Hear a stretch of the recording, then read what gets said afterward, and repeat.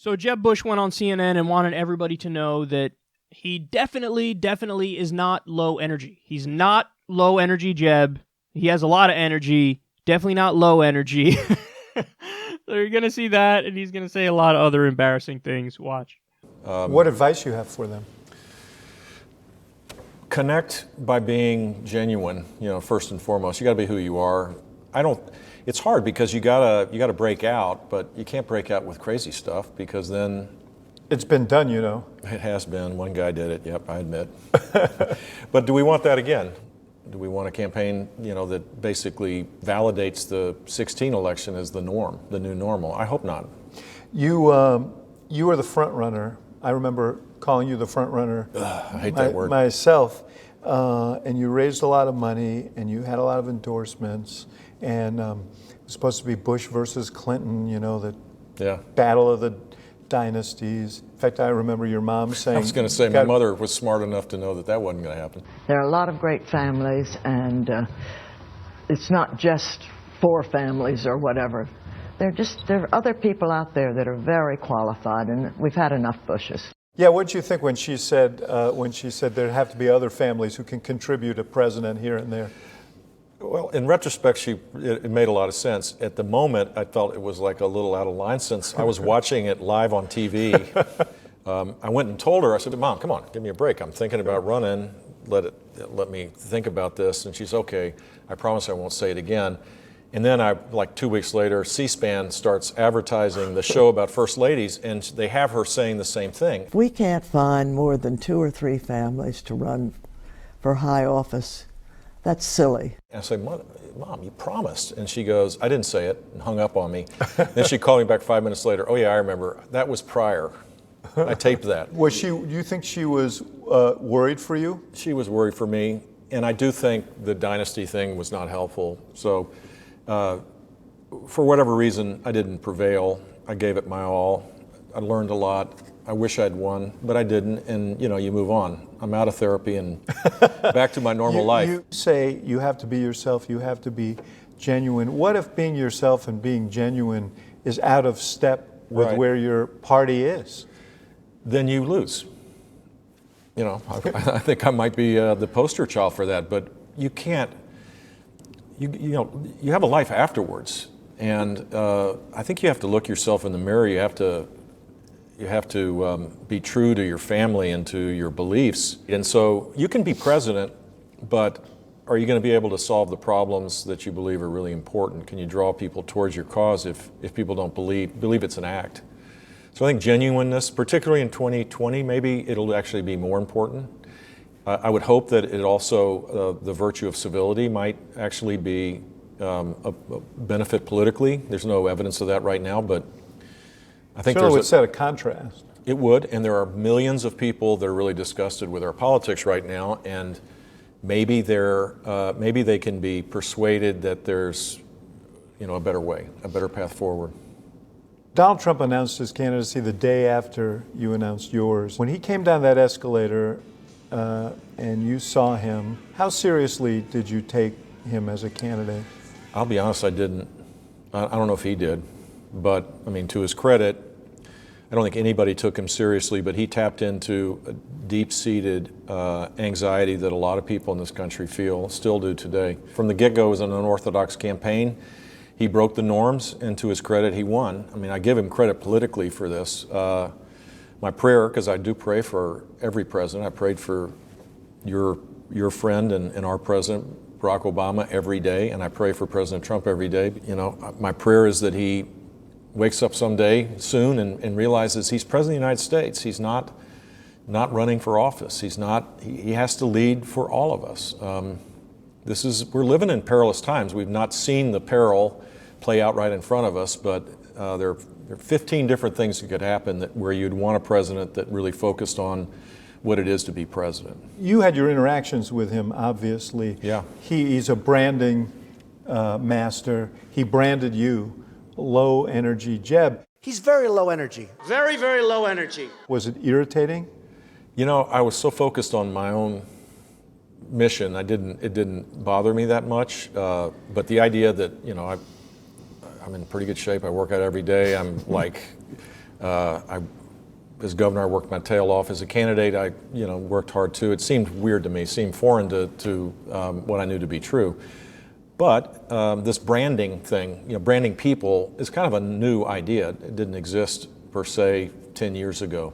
Now we're all branded. We're all a brand. We're like toothpaste. We're people. You don't disparage people, and you're weak and you're low energy. Can I tell you a quick story about this? Sure. Because this really described my campaign. I'm in front of 250 people, town hall meetings, spilling my guts, hugging people, crying with them, laughing with them. It's really a phenomenal experience. And 30 minutes away, President Trump is having one of his raucous, rallies of 3,000 people, and he calls me I can't say it, but it starts with A and ends in hole. So Dana Bash comes to covering Trump. She comes and says, do you hear what Trump called you? And I said, no. And I said, well, I can't tell it. I can't tell you what he said. Well, how can I respond if you can't tell me? We went back and forth. The press corps is laughing. She finally says, okay, he called you blank. Right. And I said, well, that's great, and walked away. And the only way I would have been news that day was to say, no, I'm not that. He's that. Right. That's not why people should run for president. And so I just was, I was a fish out of water in that game. I'm proposing a new nickname for Jeb Bush. He's weak. No, feeble. Feeble Jeb Bush. Everything in that interview just reeked of weakness. Oh, you're so weak. You're such a feeble boy. Feeble boy Jeb. All right, let's go through this. So, he said at the beginning, like, when he was asked, like, oh, what should happen in the race? He's like, you gotta be genuine. You gotta be genuine, man. You gotta be genuine. Jeb, you were the most overcoached robot in the fucking race. Every single move you took, every step you took was calculated. And then the few times you went off script, it was an abysmal disaster. It's like when he was asked about his toughness or something, and he was like, me, bro? I'm tough. I eat nails for breakfast, bro. Everybody was like, what? Why would you eat nails?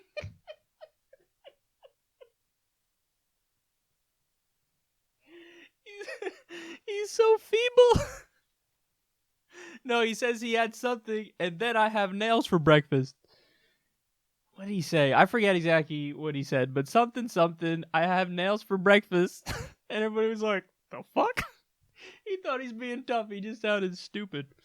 And then, oh my God, I have to send this clip to Jimmy Dore, because I don't know if you caught it there, but in an early part of the clip, he was talking about his mom, and how his mom said, we don't need another Bush for president. And he said, so, I said to my mom, I said, come on, Ma, give me a break. And that is exactly Jimmy Dore's parody of Jeb Bush. He used to say that all the time when Jeb was running. He would, come on, Ma.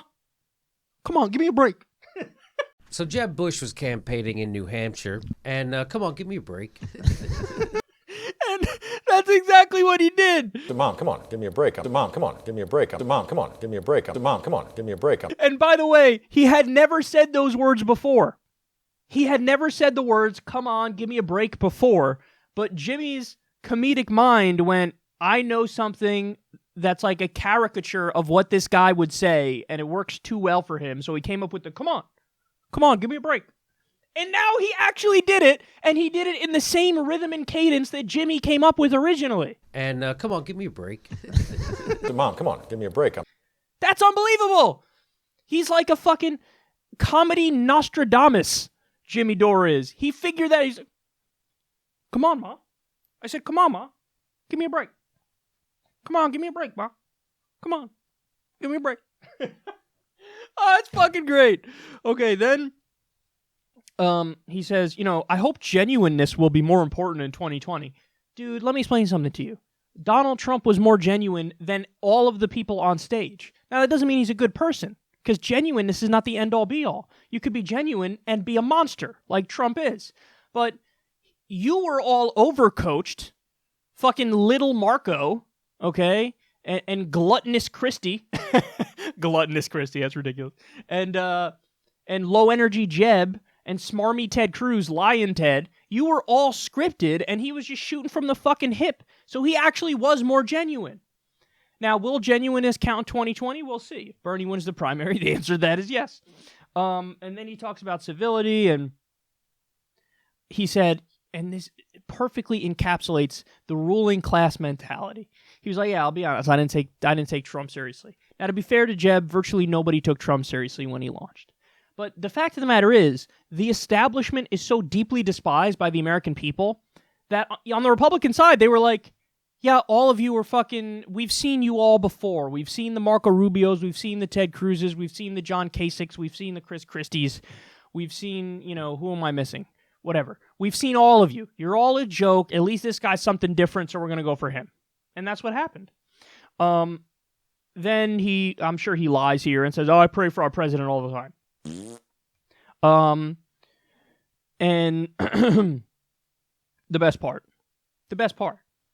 He goes, yeah, guy, he called me low energy, but, it didn't bother me that much. Yes, it did. It kept you up at night, you piece of shit.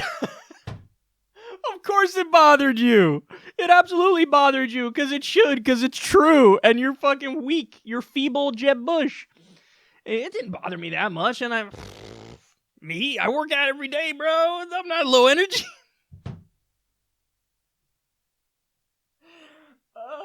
You're uncharismatic Jeb Bush. Like, you're so uncharismatic that's why he called you low energy, because it's like you're trying to muster up some sort of charisma, but everybody's just watching you like, So low energy fits you well. You're trying to muster up some charisma, and all you came up with was, come on guys, give me a break. Please clap. And I like how he wouldn't say asshole. He's like, I can't say it, but, he said, he called me A, and it ends with hole. Dude, see, you're doing it right now, Jeb. You're doing the thing that makes people hate you right now. Did you just fucking talk like a normal person? But see, to be fair to Jeb Bush, I don't think it matters in his case. It doesn't matter if he's super coached and on point and polished, or if he's genuine. All of those things are really, really unappealing.